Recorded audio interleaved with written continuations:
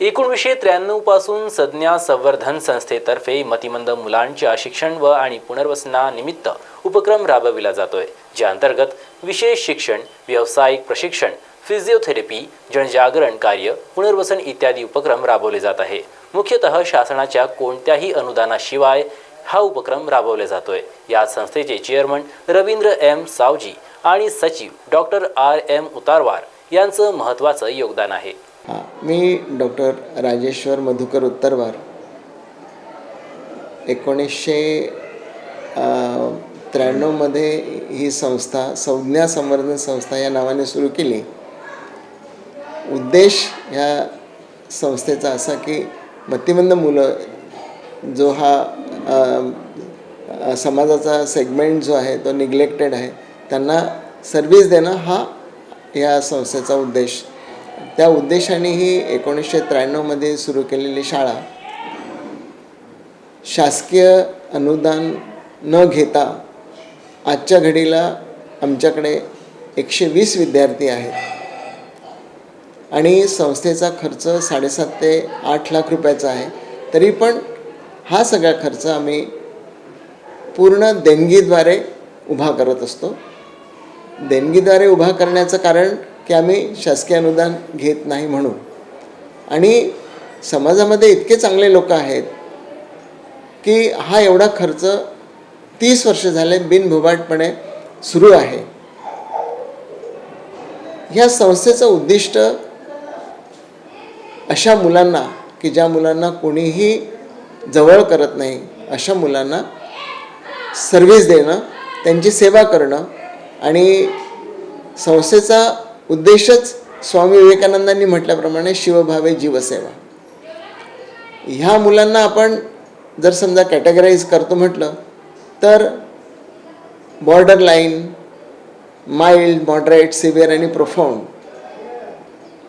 जर आपण शेवटचे 2 वर्ग घेतलेत, सिव्हिअर आणि प्रोफाउंड, तर तुम्हाला असं आढळेल की कोणतीही शाळा ह्या 2 कॅटेगरीज मध्ये येणाऱ्या मतिमंद मुलांना ॲडमिशन सुद्धा देत नाही। आणि आपल्या शाळेचा उद्देश ह्या 2 वर्गीकृत मतिमंद मुलांना प्राधान्याने ॲडमिशन देणं हा आहे।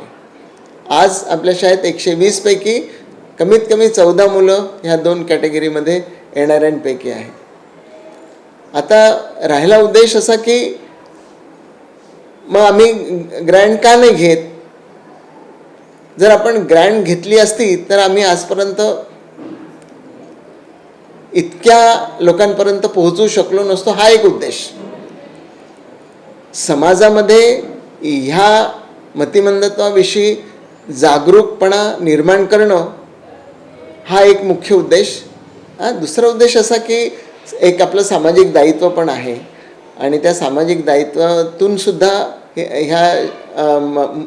या सेगमेंटला आपण सेवा देण्याचं कार्य करतो आहे। नमस्कार, मी रवींद्र सावजी, संज्ञा संवर्धन संस्थेचा अध्यक्ष। आपल्याला ऐकून आश्चर्य वाटेल, पण आपल्या लोकसंख्येच्या साधारणतः 3 ते 4% लोकसंख्या जी आहे ती मतिमंदत्व, ज्याला आज आपण गतिमंदत्व या नावाने ओळखतो, अशा लोकसंख्येचा आहे। आणि त्यांना सोयीसुविधा देण्याचं काम करायचा आमचा मानस होता, आणि त्याला धरून 1993 साली या संस्थेची स्थापना केली आम्ही। आजच्या तारखेला 120 मुलं आमच्याकडे आमच्या शाळेत आहेत।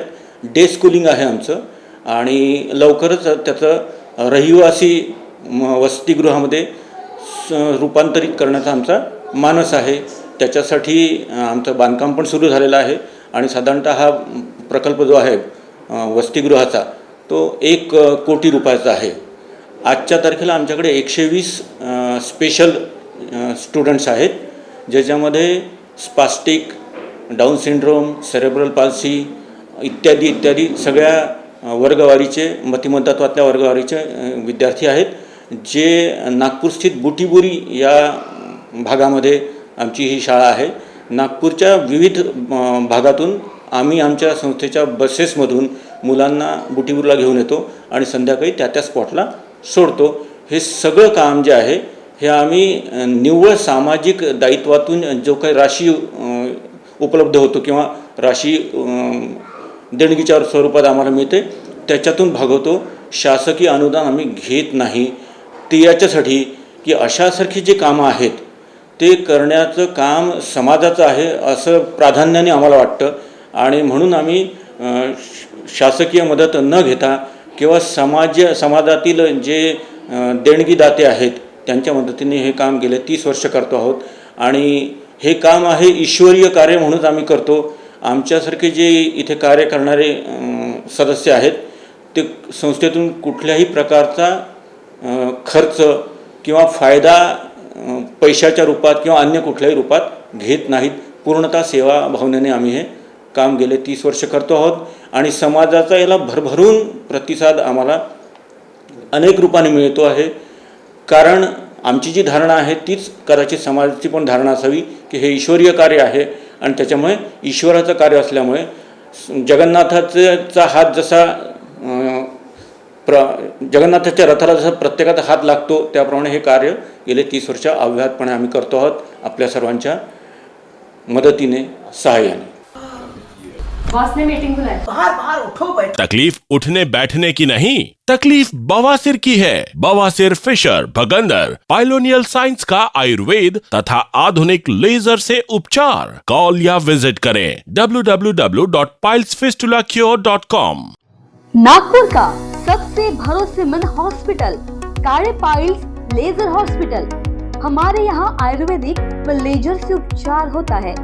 Anal fissure, anal fistula, piles, kidney stone है, ओबेसिटी से परेशान है, वेट लॉस करना चाहते हैं, पीसीओडी एंड मेंस्ट्रुअल प्रॉब्लम्स, महिलाओं में अनकंट्रोल्ड यूरिन का प्रॉब्लम है और वजाइनल रिजर्वेशन करवाना चाहते हैं, अपने चेहरे पर असमयी झुर्रियां, त्वचा पर काले दाग आ रहे हैं, अर्थराइटिस प्रॉब्लम्स जैसे कि कमर या घुटनों का दर्द, बालों का झड़ना, असमय सफेद होना, सीने में जलन, पेट फूलना तथा एसिडिटी पर सफल आयुर्वेदिक उपचार, ये सब प्रॉब्लम्स आप झेल रहे हैं तो अभी आए नागपुर के सबसे अच्छा hospital Kale ayurvedic piles laser hospital में, जहां आपको मिलेगा सब समस्या का निवारण. और address Kale ayurvedic piles laser hospital, Umred road, Dighori bus stop के पास, दिघोरी, नागपुर. और कॉन्टैक्ट नंबर 7538387079 और 9423105824. आँखों की संपूर्ण देखभाल के लिए मध्य भारत का जाना माना नाम माधव नेत्रालय.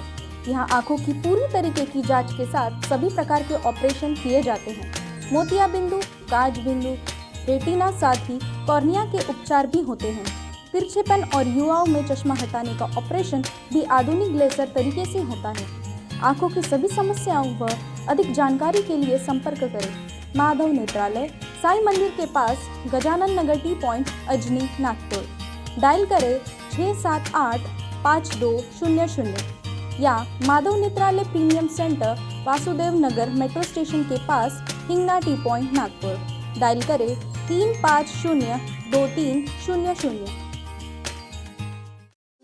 Integrity super specialist hospital and research institute of Nagpur अब नागपुर में अत्याधुनिक सुविधाओं के साथ ICU, modular operation theatre, maternity surgery and laparoscopy surgery, orthopaedic and joint replacement, dialysis unit, pathology and pharmacy. Our address Vinoba Nagar, Kharbi ring road, Nagpur. Our contact 8668792352 9801980100.